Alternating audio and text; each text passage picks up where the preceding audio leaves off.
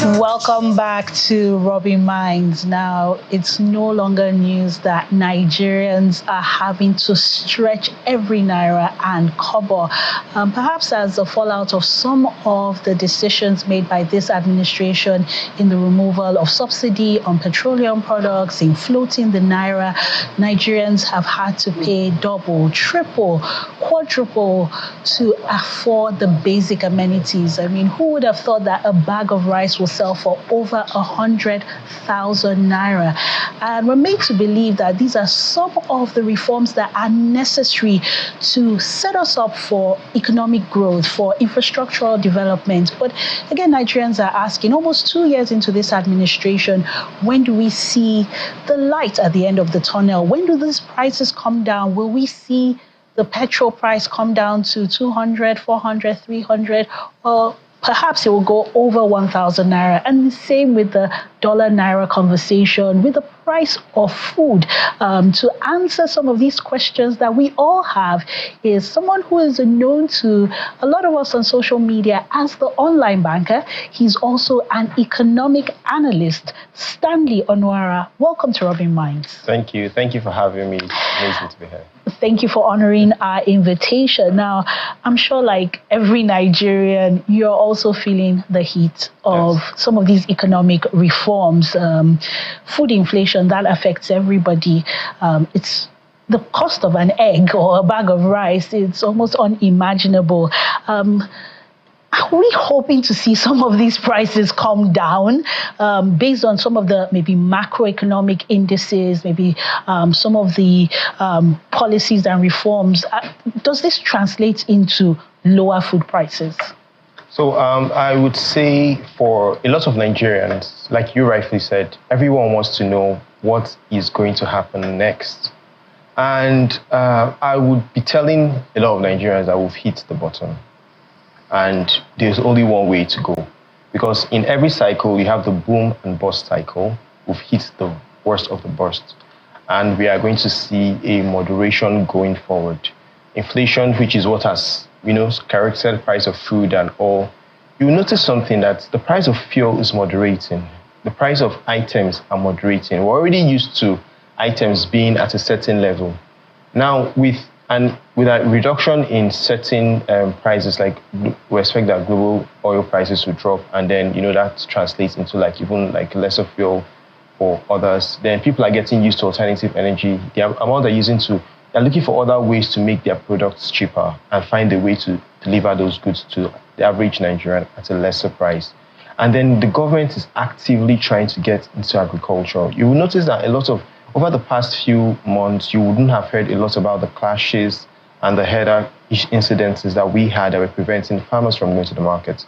So we expect that moderation to start to take effect from the second quarter of this year and heading to the end of the year. And then the naira stabilizing to the same level that people can use to forecast. Because that's another thing that's making a lot of people not to be able to. If I expect that my prices increase by next year by 100% in the next few months, I'm just going to mark up my prices so that I can restock. But if I can have a stable price that I can use to forecast, then that helps too in the prices for items. So we expect things to moderate going forward. I hear you saying moderation. Moderation is, it means it remains the same, meaning if we're used to purchasing petrol at 930, 970, is likely to remain there. But is there any indication that it will go from moderation to reduction, where perhaps some of these reforms, we refine locally? What's the impact of that? There are more farmers returning to the farms. Yes. There are more roads being built. Infrastructure is getting better. So how does that now affect the prices actually coming down? If we're exporting more, we're earning more USD, we're saving on what would have gone on into paying fuel subsidy, then surely that excess or surplus should lead to a deduction, a reduction. So, like I say on my platform, calm down, let me explain. Thank you. So, like you rightfully said, there's something called economics of scale. Like, let's take, for example, the Dangote refinery, which is one of Nigeria's most important infrastructure right now. In as much as a private firm, the more he ramps up production, the more he goes around with there is going to be economies of scale. He's producing at a scale that he can say, I can take out 300, I can take out 15 naira, I can take out 20 naira, because my production level has gotten to this peak, and then the components that I'm using are reduced because I don't need to bring in extra. The system is already set. So it's called economics of scale. That's why when you want to print items with some of those printers, they tell you that, if you're printing 5,000 copies, the price comes down to 17 naira. If you're already printing 1,000 copies, the price comes to maybe like 20 something naira. So you see the difference in that. So that economics of scale is what is likely going to bring down. You've heard the news that as at yesterday, day before yesterday, Dangote Refinery said they were bringing down the petrol prices down to 890 as opposed to 900 and something. So you expect that to continue to moderate. And then the global oil prices affect the refined product. And then we're seeing other refineries that are supposed to come up that we've been hearing of. The federal government has said they opened up the Port Harcourt refinery. We're still hearing them saying they're coming up, ramping up production along other places. These are all the indices. And then infrastructure. As the infrastructure improves, people can transport their goods. Part of what we are paying for in high cost is taxes. The tax on bad infrastructure. If I'm going to send my truck from here to Kano, from Lagos to Kano, and it's going to spend 2 days, I'm going to factor in the food that the driver, the people that he's going to, settle on the road, the fuel cost. But if it's going to only take him, say, 12 hours to get to Kano, then I know that cost is taken away from me, and then it affects the final consumer. So that when I talk about moderation, I mean that it's going to either stay at the same level. It's going to stay at the same level. We're going to see lower prices towards the end of the year. But for now, we are where we are. And what should Nigerians be doing during this time? Should we be saving? Should we be looking to diversify our streams of income? How can we survive Nigeria?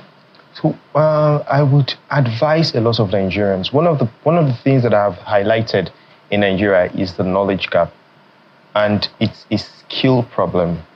What most of us were used to, the world is changing fast, and we need to adapt to that.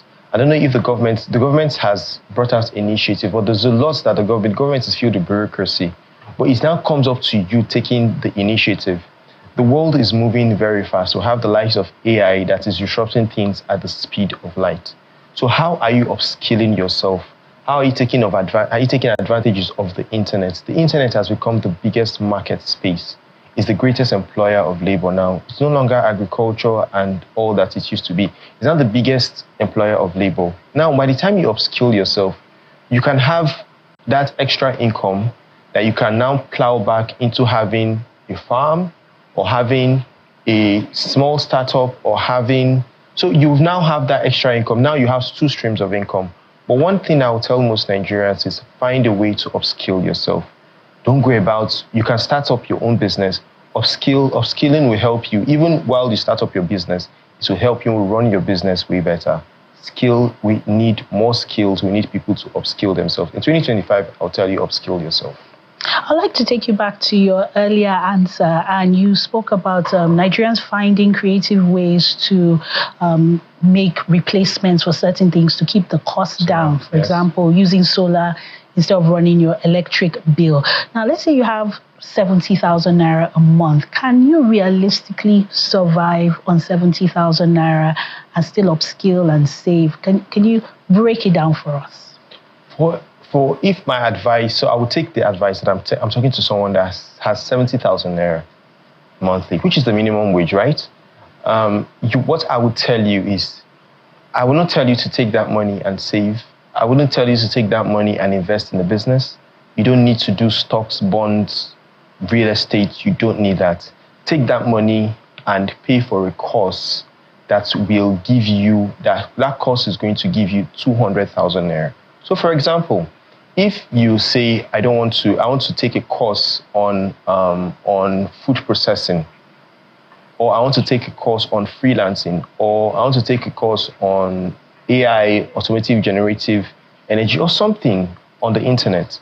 Now, by the time you're done with that, you're going to find people that are willing to pay you $100, $200 for that skill that you've learned. $200 now at the rate of 1,600. I hear you.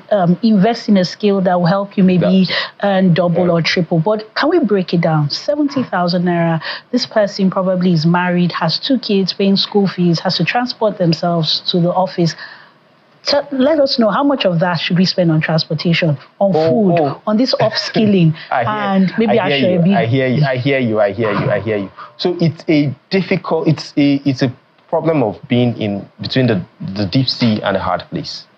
And for most of those Nigerians, which I have seen, it's a matter of finding priorities. What I have come to notice for the people that earn below at minimum wage is finding work that is, first of all, closest to you.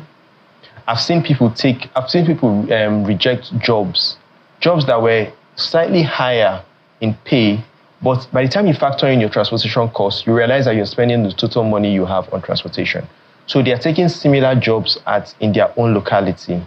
That way you save on transportation. So, but how much will you say will go towards transportation? 70,000 now. It depends on where you stay. I can't opt for alternative transportation because we do not have that. So I'm speaking realistically. So you find a place closest to where you stay. If I will advise anyone that earns within that range, if you're working, say you're working in Surulere and you're working on an island, find a place now that still has the same offer around Surulere. So what it does is that it cuts your transportation cost, whatever you used to have, by half or even way less than that, or a place that you can easily walk to. That saves you on transportation. Then for food, I do not joke with nutrition because it's important. Health is wealth. No matter how much you have, if you do not have health, it's nonsense. So you'd, as much as possible, try to find the best way to nourish yourself. They say hard times, brings out the best in people. I'm seeing people bringing in advances in ways that they can survive, have like a small home garden and all. That's for those people at that stage. And then you now have to find a way, when we talk about upskilling, you want to find a way that you can earn more. At that level, I will not tell you take out your money and go and pay for one course and your family goes to starve. No. So that's home garden. I have a home garden, and maybe after I've grown it for 2 weeks, I can pluck ugu, and it might not even be enough to cook a pot of soup. So for someone who is earning 70,000 naira, probably lives in a room and parlor with their 2 kids, the home garden might not really work. So what are like tangible ways that they can actually stretch that 70,000 naira to still meet up with school fees, transport, food, health, and sometimes you have to send money to your parents and they'll actually be. So if I would give a practical example, number one, like I mentioned, health is your most important asset. Take out 5,000 naira. Take out 5,000 naira and pay for health insurance. There's a health insurance. I know certain banks in Nigeria, I know Access Bank has something like that has a 5,000 naira health insurance. What it covers for you is that you can cover at least malaria and certain like basic ailments. So 5,000 on health. On health, that covers your health insurance. Then you can take out 10,000 naira and go to the closest bulk market around you. Closest bulk, not the market, the closest bulk market. Find the way that you can buy in bulk. The closest bulk markets you'll notice that there's like a 20% reduction in the amounts that you can buy for food so that you can store for long term, helps you in planning. Then for transportation, you can find out the people, it's a time that you need, it's desperate time, so you need desperate measures. Find the people around you that move in the same direction as you do on a daily. You can find a way to say, oh, bros, I don't really have this, but can I follow you up? If you can do that on a day-to-day, while you still look for a place closest to you, you've saved on transportation. Then for schools, you do not need to pay for schools that are way beyond you. Find a way to get schools that are closest to you.